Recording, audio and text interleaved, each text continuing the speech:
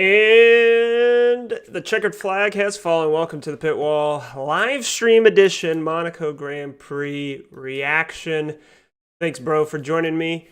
For everyone, thank you for being in the chat. We're just going to make this clear because of the crazy race, the crazy rain, and all that. Indianapolis 500 starts in 45 minutes. Bro's got to get to work in pretty much the exact same amount of time.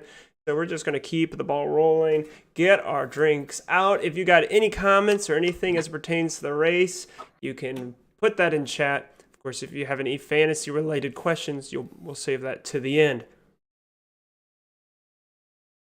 Okay, let's start off with our pit points. Bro, describe the race in a pit stop or less. How would you describe this race? It was a waste of my time. Oh no! Why?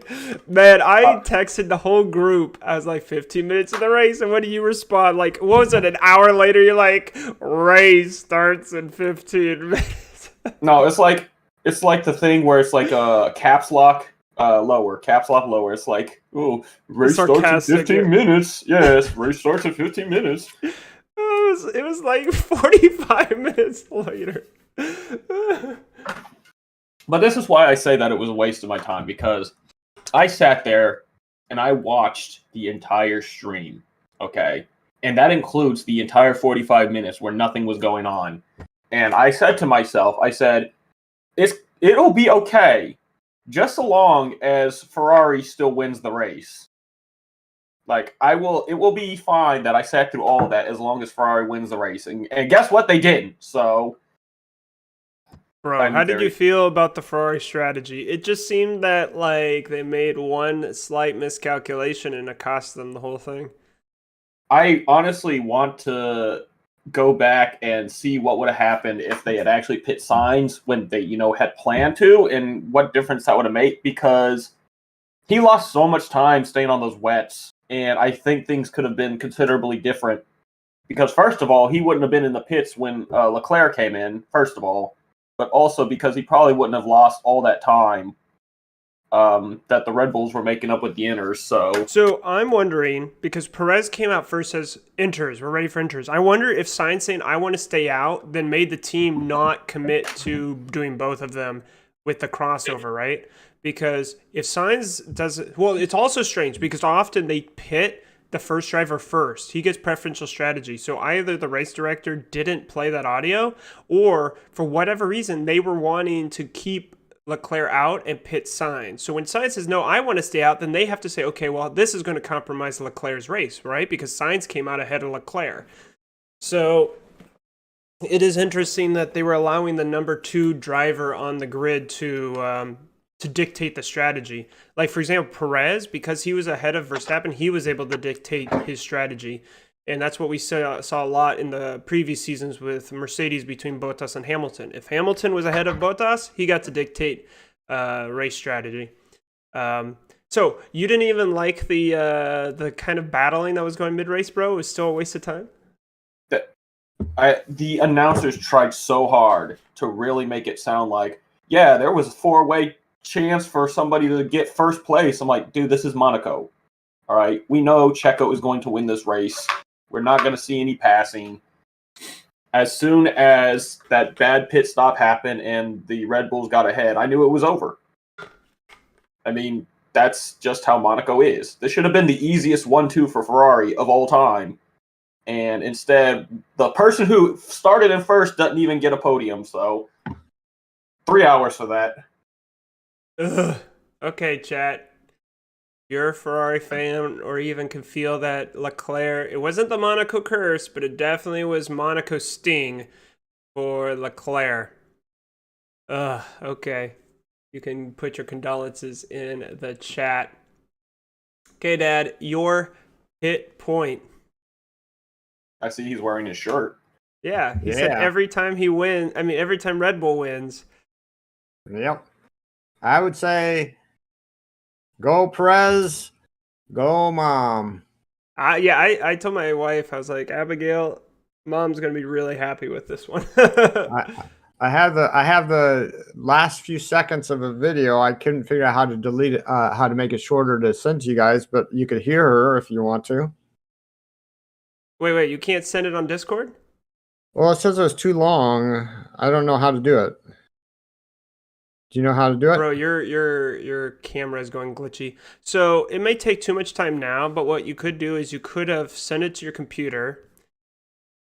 And then after you send it to your computer, you could then, there's a website I could share with you that compresses videos down to 100 megabytes or whatever, or 8 or whatever, so that you could then post it to the Discord. Well, here's a few seconds of it. You want to hear it? Sure. Bro's camera, you're still off. Your microphone cut it out. There you go. At least let us see the video. I can't hear Mom at all. Dude, she's clipping so hard. Yeah, so microphones clip.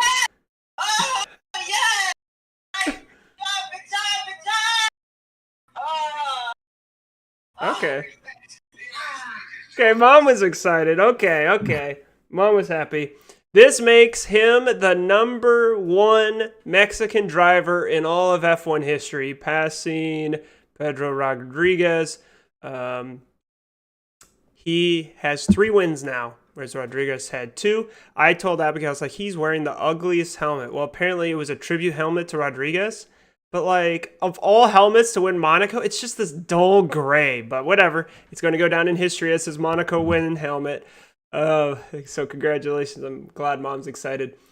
CE says, lot of bad luck for my team this weekend. Signs with Latifi outlap, Leclerc with the pit, Bottas and Gasly qualifying, not being able to do a final lap. I did well with Perez, Leclerc, Sainz, Gas, Bottas, Ferrari, to be honest. As a Ferrari fanboy and Sainz stan, feeling very disappointed and sad this week, but I'll take P2 for Sainz. Yeah, he's pretty much P2 all the way, right? He wants to get that first win. Could have been P1 without Latifi, but it was somewhat a great bounce back for him. Happy but sad. Yep, that's what Sainz was saying, right? That's sport. He thinks that if he had one more clean lap, he would have been able to pass Checo. Yeah, I mean, he only had 1 pit stop versus all the other leaders had 2 pit stops. To me, it was kind of amazing the fact that he could go in with 1 pit stop. And I mean, how would you say that? You would think that he would have been ahead, but like Dominick said, that with how slow the wets were compared to the inters, I guess it didn't make up that time. True. Let me kick it over to web real quick.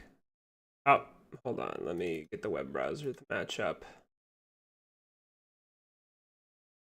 Okay, what I'm sharing with you is the championship driver standings. Oh, wait. Hold on.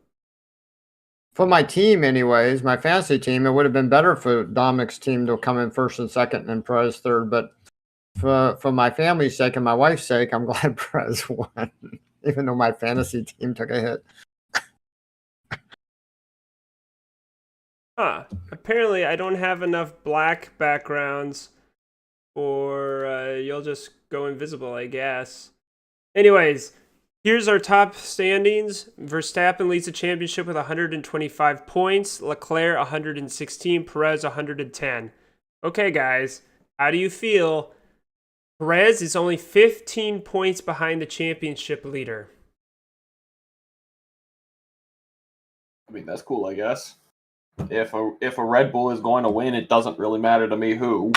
But it would be kind of interesting to see Checo get a win. But I'm still not trying to sit out on my Ferraris just yet. Let me pull up because we were saving all the stuff from last year. No, I don't think that we saved the... Now, it wasn't until Paola came that we started keeping the record of the standings. because I wanted to see what was the gap. Maybe someone in chat can help us. What was the gap between Hamilton and Verstappen last year at Monaco compared to this year?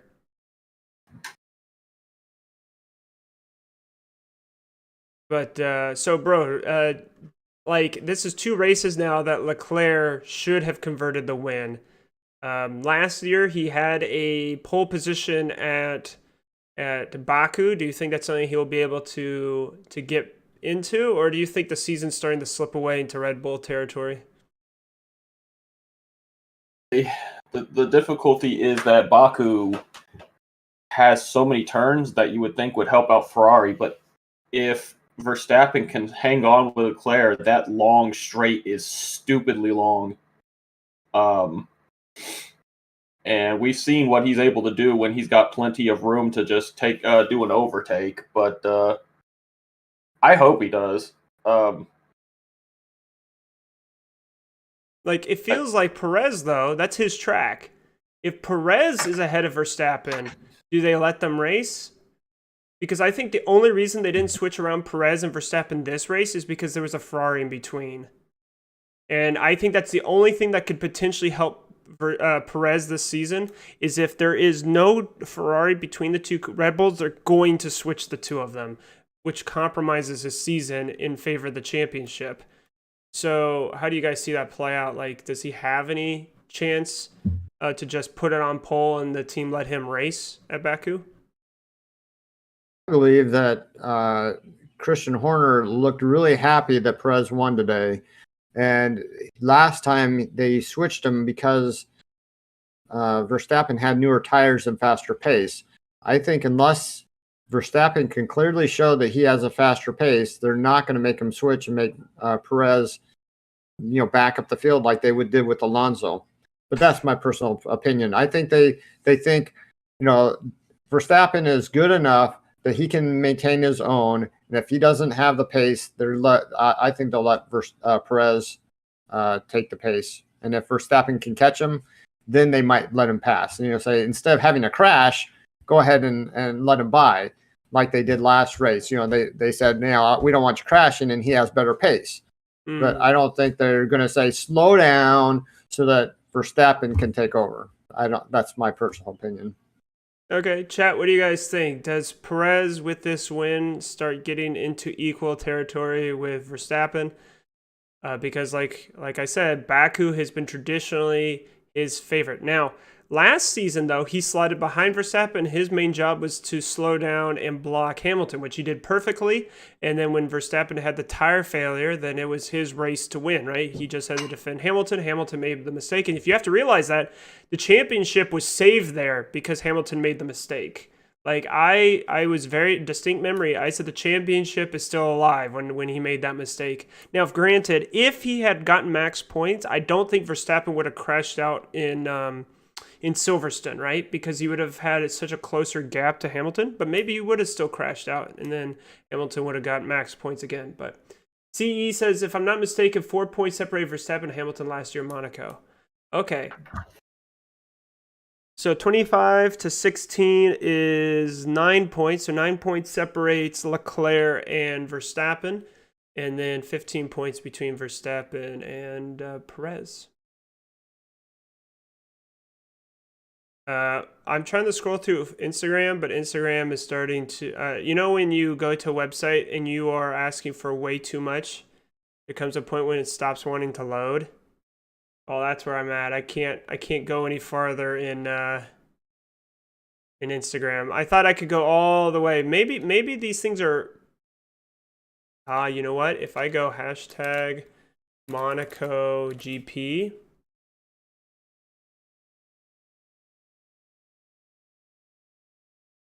(2020) There we go. If I go Monaco GP 2020, I wonder if it'll.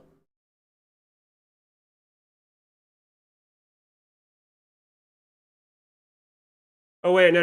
Monaco GP 2021, right? Sorry guys, this is slowing down the stream. Okay, nothing's showing up. Whatever.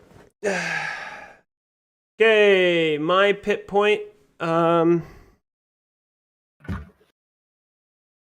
I was watching. Actually, I don't think I have a pit point because, like, at the beginning, I kind of agreed with the commentators that the rain would have been more interesting, but I think them waiting allowed for a more dynamic race. I just think what would have happened is if they started in the rain, someone would have crashed, it would have been in a red flag, and then they would have just started everything. Apparently, there were some power issues that they were having at Monaco. So that's why they kept doing rolling starts, because they didn't have the light panels to work. Yeah, I think that race was as good as it could have been at Monaco. I think it was people backing each other up, pit stop strategies. I think there was a grand total of one pass on track. I think Gasly passed one dude on track, and that was pretty much it. Everything else was just a guy going deep into a corner and getting, like, I don't count that as a pass. But what you're saying, Dad? You're muted. I was thinking that he passed more than one person when he got his intros on and the people were on their wets. I thought he would pass like 2 or 3, but that was just off I'd the have top of my to head. double check. All I know is the overcut was so powerful, right? Because Gasly, yeah, he was fast, but then he got backed up with people not having DRS. And then you had a bunch of people who got DRS, like even Hamilton couldn't pass Alonso.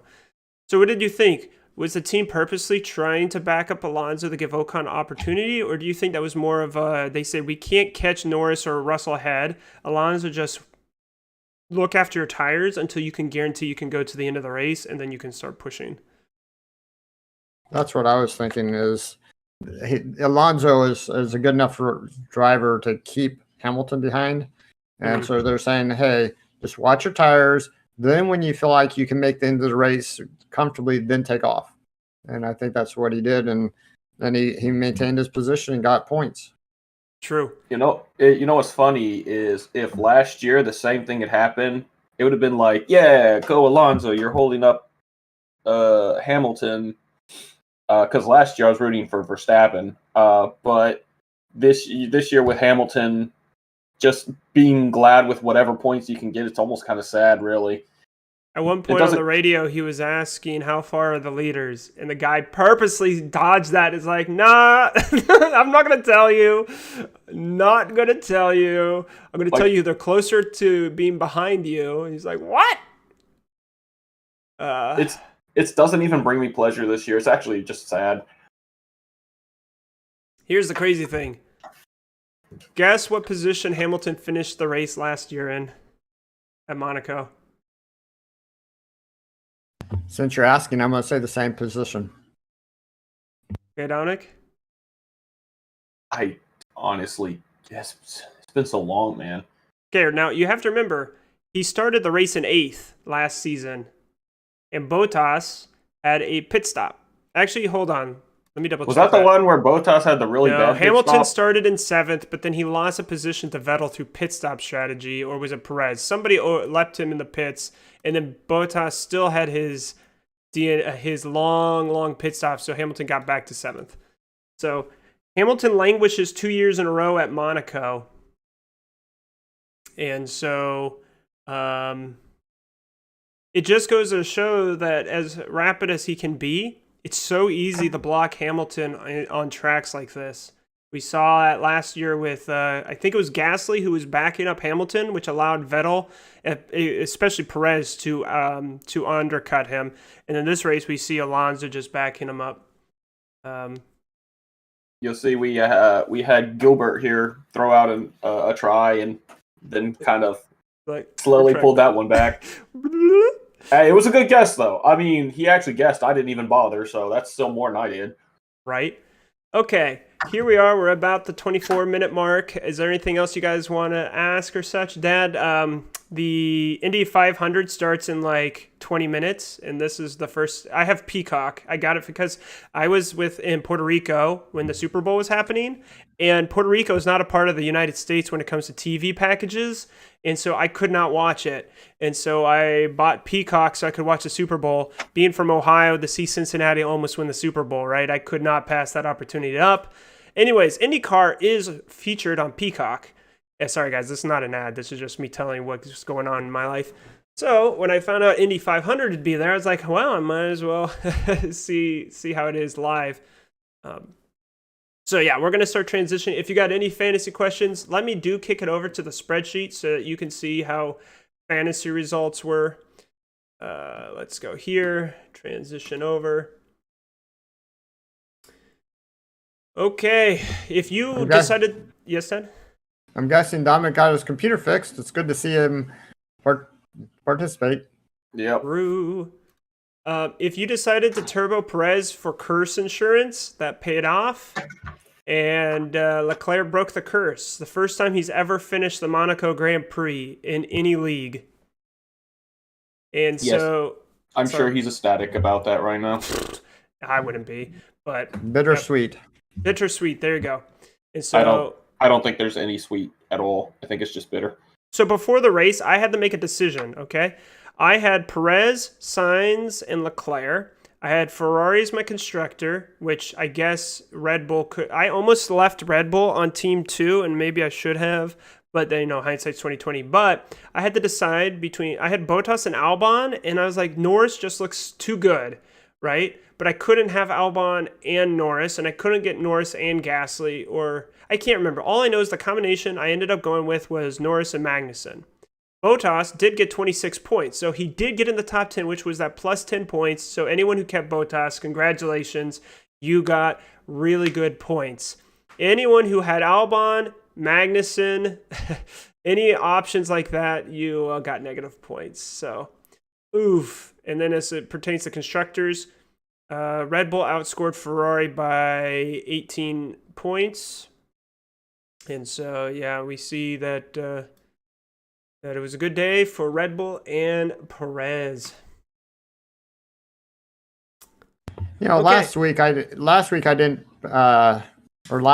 didn't turbo Perez, and I didn't do it this time either. And it's like, man, when am I going to learn it? Just as soon as I turbo him, he probably won't get the points. But Perez is trending downwards right now.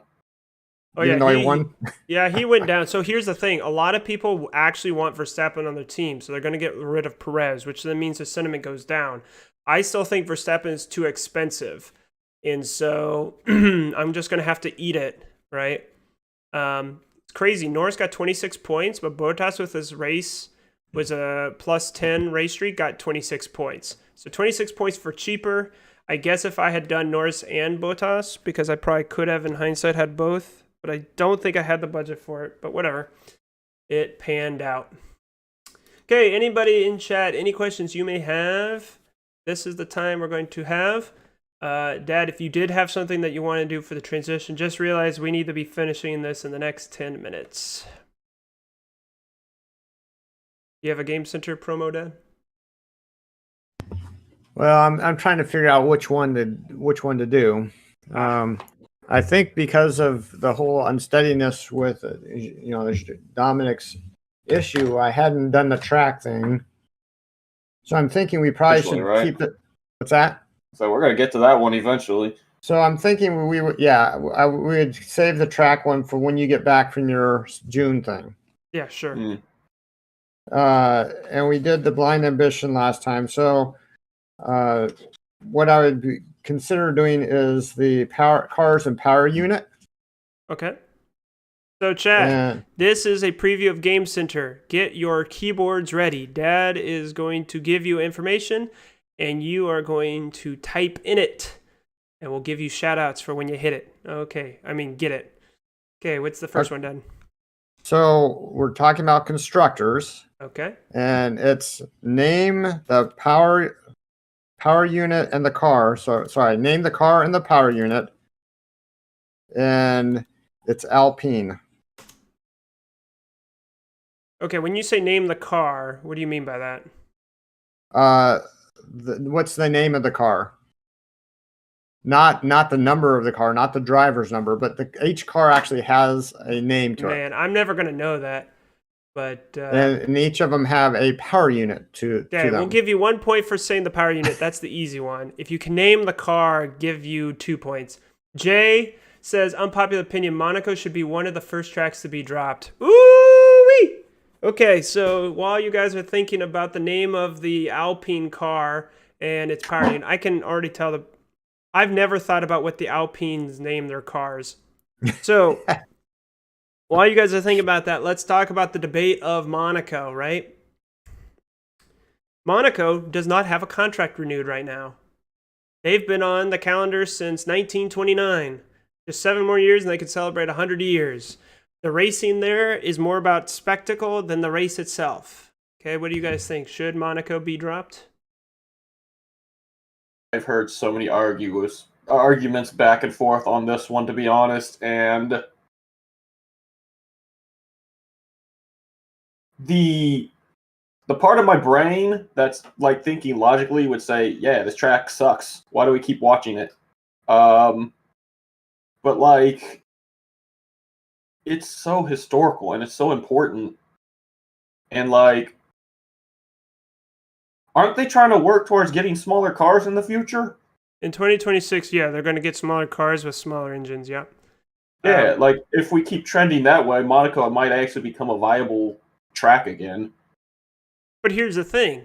Back in the 80s and the 90s, if you watch any of the historic races, they had much smaller cars and they still had problems passing each other. There's this very famous race between Nigel Mansell and Ayrton Senna, and the guy held the other guy back for lap after lap after lap. So, like, wheel-to-wheel racing's never been a thing there, no matter how small your car is, because there's such small jaunts between the corners. Now, granted, if Nigel Mansell had DRS, could he have made the pass on Senna? I don't know. But there's only one DRS zone. And as you saw this track, as soon as you got offline a little bit, you did not have the traction to attack the guy. And as Sainz said at the end of the race, he was getting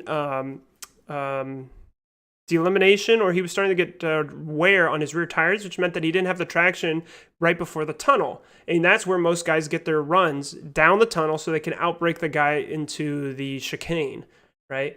But Mohammed says, yo, I have a problem with my fantasy team, lol. Okay. You'll have to be more specific than that. If it's not updating, you just have to wait till the end of the day before it updates. Just recognize play on always takes a number of hours before everything updates. I think yes, with Perez's point at the end that other than his home Grand Prix, the Monaco is the most one that he'd want to win because of the, I guess, the prestige of it. I'm wondering which way the majority of drivers look at Monaco, as a good test or as, oh, okay. Well, like, what did Perez say when he got out of the car and had his interview? Driver's dream to win at Monaco, right? Because it's historic. You are named among the greats. It's a part of the Triple Crown, right? There's prestige to it. Here's the problem. Formula One is trying to get 23 races on the calendar. They can't have more than 25 races according to the regulation, the Concord Agreement, I believe. And so here's the issue, right? Okay, they dropped Russia, but they're still trying to get China back in. And then you're adding Las Vegas, right? So now you already have 2 more tracks. And so then which track's going to get dropped? I don't think any driver. Okay, if you had to pick, do they drop Spa or do they drop Monaco?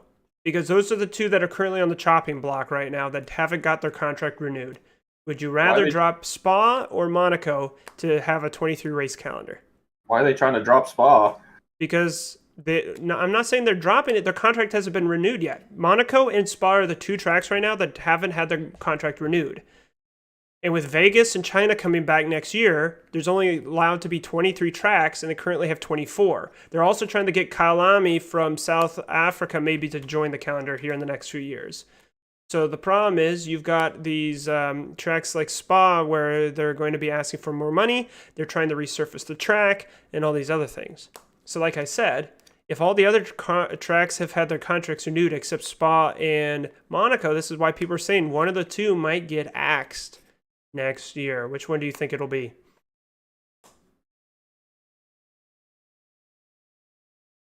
I think it'd be hard. I mean, Spa, they could probably go and come back with it. Monaco, once it's chopped, then it loses its historical significance, because has it ever not run in all the races? I mean, each year has it been dropped a year and come back? 2020, because of COVID, they didn't race there. But yeah, other than that, so you're saying, so like Monaco also has a special condition where it's not even full race distance for a track. It has to be a certain length. And because it was grandfathered in, like you said, if it got chopped, what would it have to change in order to be able to be allowed back in the calendar? A lot. And it would probably not look the same. Yeah, it would never be the same. Yeah. But like you're saying, if Monaco gets chopped, we're probably never seeing it again. Like, I think Formula E will race there. They had a really good race there. Like you were mentioning, having a smaller car made a difference. However, Formula E did it. Last year, they had a really good race at Monaco. CE says Spa is better, but it'll probably get chopped over Monaco. I can't see F1 getting rid of it. Yeah, here's the thing, right? F1 is probably going to have more prestige and eyeballs at Monaco than they will at Spa, right? From a money standpoint, you could probably get more money in advertising dollars out of Monaco. Here's the thing. If Spa ever gets chopped, when will it ever come back? Because Spa is rural, and we're seeing more and more races are coming to city centers and places near airports and places that are in streets and highlighting cities, right? Spa could go the way of Watkins Glen or any of these other tracks from the 80s and 90s. Like, there's a reason why Kalami hasn't been back in a while. So it'll be interesting to see what happens. You know, the funny thing is that, like, playing the games, I said both of them are really fun too. Exactly. So, like, I can't even use that. They're great. I think I would prefer Spa over Monaco. Always gives me a headache, dude.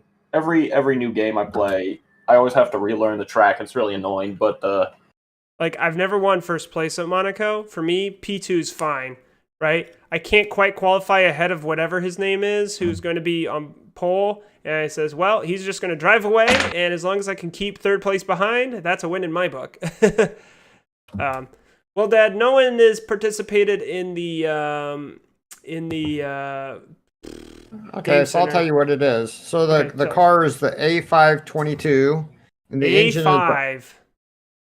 A522. So I would A5 never guess that. And the power unit is the RE22. Where'd you find this? Oh, you couldn't even say it's a Renault? No one's gonna know these, Dad. These are way too hard. Okay, so now I'll ask the driver, what's the car name and the power unit for Zhou? Guan Yu Zhou? Guan Yu Zhou. Can you at least tell us where you found this information so they can go look it up? Sure. It's Anyways, we have to end in 2 minutes, so just tell us the answer, because there's no way. I don't think chat knows that answer either. So it's C42. Yep. And the power unit is 066/7. Yeah. This is going to be. So here's the thing, CE. He's not asking for the constructor. He's actually the actual name of the power unit and the actual name of the car. Unless you're a gearhead or a petrol head, there's no way you would know that. No casual person or even normal person would know the name of the engine. So I can't remember if it was Waikapia or if it was a F1 place. So, like, the only two cars I actually know the names of, or maybe three, is the W13 for the Mercedes. That's the name of the car, right? And then red RB. Are they up to the 22 or 24 now? And then the Ferrari is called like SF, Scuderia Ferrari. And last one was 90, so I forget the next this one, right? Like, I know the cars. I don't know the name of the engines. I was about to say, this is going to be our first game center where we all tie with 0 points, but I think Jeanmark might still sneak one in somewhere. I might, maybe. Well, we would have to actually do homework. A teacher giving homework. Imagine that. Imagine that. Well, chat, we're at the 20-minute mark. The Indy 500 starts in 5 minutes. Thank you, everyone, for joining us and sticking it out. And stay tuned. I know that, Mohammed, you said you had a problem with fantasy. If it was what I described, then hopefully you can just be patient and it'll sort itself out. If not, you can always join our Discord community link in the description below, and maybe the group will be able to help you out with that. Appreciate y'all, and we're not going to do a post Indy 500 live stream. This is just an F1 channel. But I was actually thinking about it. I was like, what would Indy fantasy look like? But anyways, thanks, bro and Dominic. FY, everyone, this Friday, hopefully I'll do like a vlog, such an update. Dad, I don't know if we're going to do a little recordings on Monday for the podcast, but I wanted to at least do the podium ceremony for our fantasy teams, right? Because I'm going to be gone for the next 3 weeks or whatever in June. So I don't want to wait till I get back because then it's like 2 races later. So anyways, until next time, we'll see you on the pit wall.